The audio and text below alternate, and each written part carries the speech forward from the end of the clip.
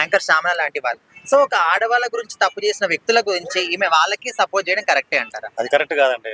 ఆడవాళ్ళని తిట్టడంలో సపోర్ట్, ఒక ఆడ మనిషి అయి ఉండి ఆడవాళ్ళకి సపోర్ట్, అదే తిట్టడంలో సపోర్ట్ చేస్తే అంత ఎదవలు అనుకుంటారు. అది అంటే ఈ మధ్య కాలంలోనే రాజకీయాల్లోకి వచ్చి ఏదో నాకు మొత్తం తెలుసు అనే విధంగా చంద్రబాబు నాయుడు గారిని కానీ పవన్ కళ్యాణ్ గాని వీళ్ళందరినీ కూడా తిట్టుకుంటూ మాట్లాడడం శ్యామల చేసేది కరెక్టే అంటారా? కరెక్ట్ కాదు.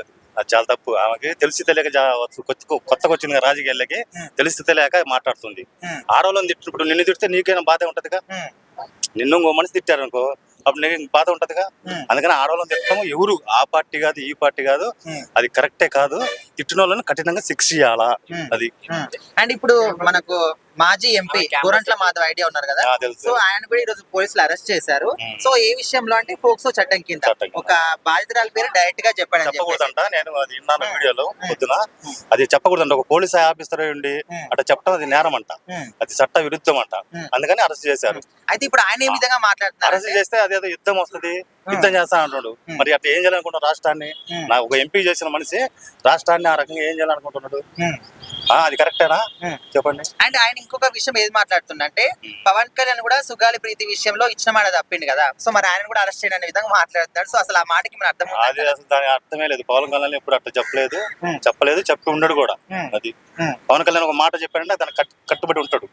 అది పోసాని కృష్ణమురళి కూడా ఆయన పోలీసులు ఏ క్వశ్చన్ అడిగినా కూడా తిక్క సమాధానాలు చెప్తున్నాడు. మామూలుగా మనకు మెంటల్ కిస్ట్ అనే పేరు కూడా ఒకటి ఉంది, మీకు ఐడియా ఉందో లేదు?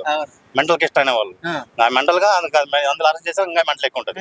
అంటే ఏ క్వశ్చన్ అయినా కూడా నాకు తెలియదు, మర్చిపోయినా వాళ్ళు చెప్పేది అంత ఇదేగా. ఇప్పుడు వాళ్ళు అరెస్ట్ చేసిన 5-6 ఉన్నారు, వాళ్ళు ఏ చెప్పి మర్చిపోయాను, గుర్తులేదు, తెలియదు. అంటే దీని వెనకాల ఏమైనా ఒక స్ట్రాంగ్ సపోర్ట్ ఉంది అనుకోవచ్చా? స్ట్రాంగ్ ఇప్పుడు లాయర్లు అంతా ఉన్నారు. ఇప్పుడు పనవల్ సుధాకర్ వచ్చిండు, లాయర్లు బట్టి చేస్తున్నారు. అందుకే వాళ్ళకి సపోర్ట్ గట్టిగా. అది సో ఒకవేళ మరి ఆయన బయటకు వస్తాడు అనుకోవచ్చా, రాడనుకోవచ్చా? దాదాపు సంవత్సరం రాడు, సంవత్సరం దాకా రాకుండా ఉండాలా. అది రెండో వాళ్ళు తిట్టకుండా ఉంటారు. అది అయితే ఇప్పుడు యాంకర్ శ్యామల గాని, శ్రీరెడ్డి, రోజా, మరి ఇలాంటి వాళ్ళని కూడా లైన్ లో ఉన్నారు.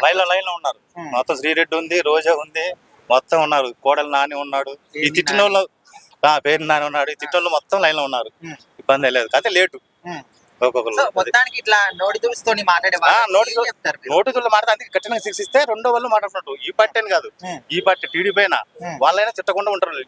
రాజకీయంగా విమర్శించుకోండి ఏదైనా ఉంటే. ఇక్కడ లేడీస్ తోటి భార్యను పిల్లలు ఏం చేశారు? రాజకీయాల్లోకి వచ్చారా? భార్య రాజకీయాల్లోకి వచ్చిందా? మరి వాళ్ళని తిట్టడం ఏంది? ఇదంతా తల పగరని. అట్లా తిట్టకుండా ఉండాలంటే కఠినంగా శిక్షించాలా, రెండో వాళ్ళు తిట్టకుండా ఉంటారు.